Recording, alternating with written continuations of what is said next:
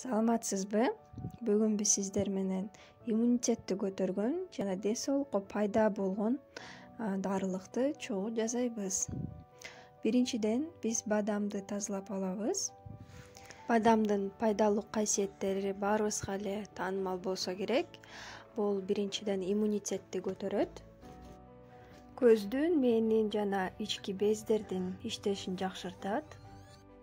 Сөөктү жана тишти бекем кылууга жакшы таасир берет. Бадамды чаккан соң ыңгайлуу идишке салып алабыз. Экинчи ингредиентке биз жаңгакты тандап алдык.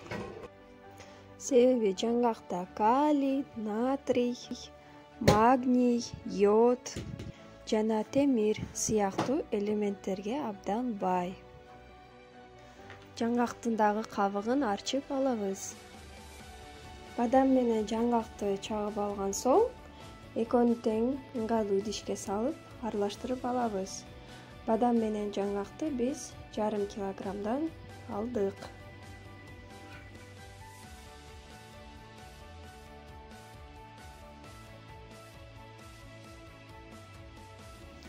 Эми бул аралаштырмага биз балды кошобуз. Буга чейин балды жылуу сууга сыртынан же болбосо жылуу жерге коюп койсоңуз эрип жана аралашканда абдан ыңгайлуу болуп калат.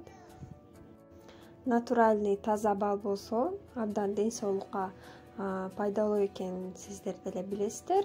Ошондуктан мындай аралашманы жок дегенде бир аз болсо дагы биздин рационубузга кошконубуз жакшы.